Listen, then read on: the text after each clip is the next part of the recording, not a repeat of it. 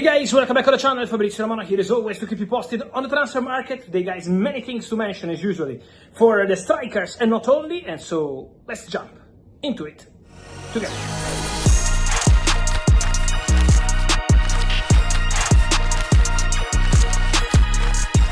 And so guys, movements on the market as always, crucial hours, crucial days ahead, while I immediately tell you that we are still all waiting for news on the future of Viktor Gyökeres, with talks continuing in London. The agents of the player are still in London to try complete this agreement on the add-ons between Arsenal and Sporting, so still working on the deal. As soon as I will have something, get ready here on all my platforms and I will keep you posted on the Gyökeres story, waiting for this green light from Sporting to complete the deal.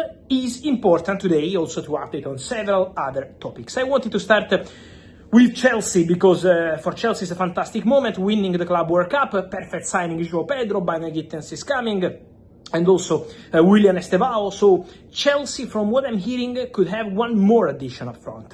That's something they're seriously considering. So let's see what's going to happen there. The name of Garnacho remains one of the options available eventually this summer for Chelsea because he has to leave Manchester United. He wants to stay in Premier League. And so Chelsea are aware of this situation, but as of today, still not submitting any official bid or starting any talk. So just an internal discussion about options. And Garnacho is one of them.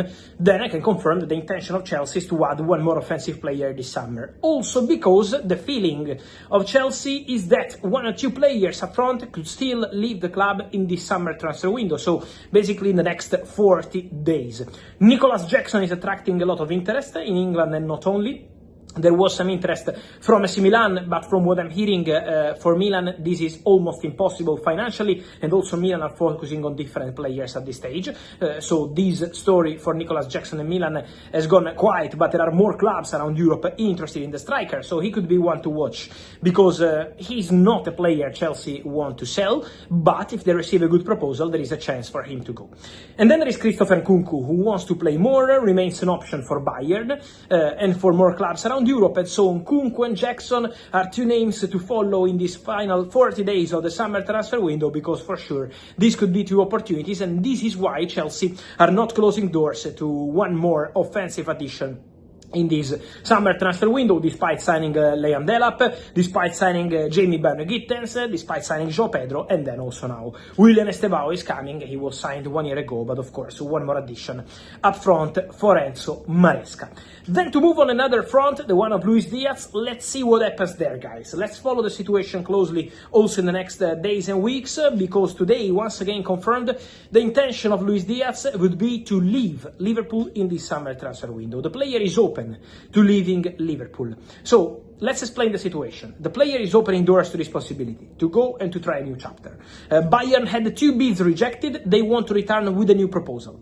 Bayern are speaking to the agents of the player. Barcelona are also speaking to the agents of the player in the recent weeks, and they will speak again in the next days. So Barcelona remain in conversations for Luis Diaz because he's a player Deco loves, but of course they need to understand financially what happens, because Liverpool keep closing doors.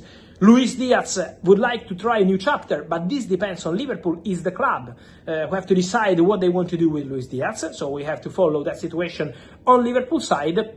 And also it's important to mention that for Liverpool is also a financial topic, how much they want for Luis Diaz, because at the moment they keep rejecting proposals and they are not indicating a specific price to the clubs. So let's see what happens in these conversations, because this could be a really interesting situation.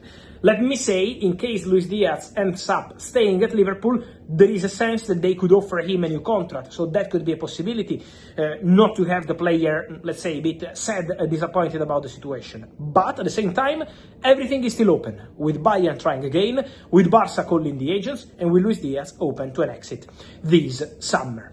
Many questions today, guys, coming from Liverpool fans and Newcastle fans about Hugo Ekitike on the reports of Liverpool approaching Eintracht for Ekitike. Guys, what I'm told is that this approach is not something that happened today.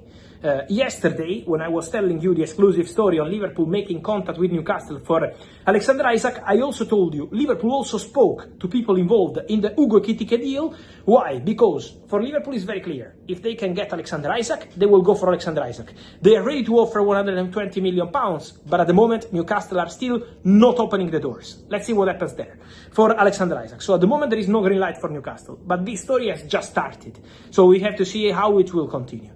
Then if Liverpool can't get Alexander Isak, for sure an option to consider is, and a strong option, is Hugo Ekitike. That's what I told you yesterday. Because on Monday, when Newcastle had the first bid rejected for Hugo Ekitike, close to 78 million euros, Liverpool also spoke to people involved in the deal to be informed on the situation, to make contact club to club, to be informed on the situation of Ekitike. So he remains a strong option for Liverpool. I've always been telling you on the channel that they like the player, they consider him as one of the possibilities, and so if it's not going to be Alexander Isak, could really be Hugo Ekitike.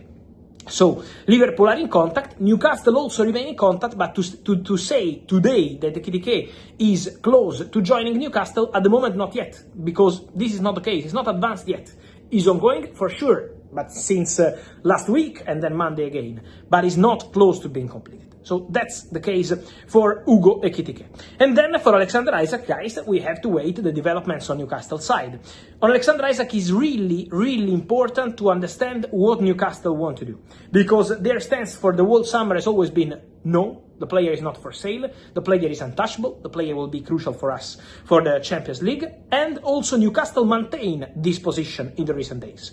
So this is what they're saying to Liverpool. But Liverpool remain in active conversations. Liverpool want to try until they find a complete big wall in front of them and they say, okay, we leave this conversation, we leave this story. But at the moment, Liverpool insists to try, make something happen for Alexander Isak. So it's going to be important to see what Newcastle will do in the next hours and in the next days. If it's going to be a final no chance, forget about this, or if it's going to be maybe a different situation. At the moment, from Newcastle, they maintain their position.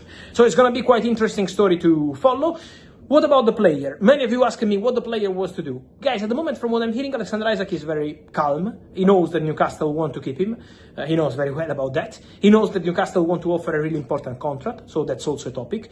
At the same time, he knows that Liverpool would offer not just important money, but also an ambitious project too. So Alexander Isak is not closing doors to this possibility. And Liverpool were never going to make club-to-club contact without the feeling that the player could be open to making a move and to join Arne Slot this summer. So, at the moment the situation is really in Newcastle hands. It's not in the player hands, and I think it's not even in Liverpool hands. It's in Newcastle hands to keep closing their doors or maybe changing the story.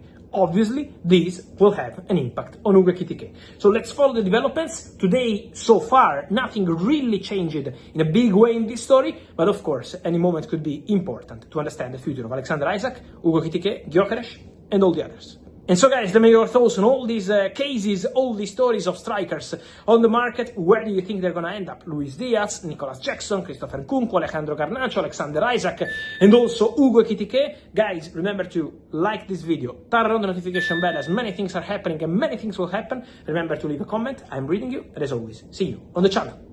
Ciao.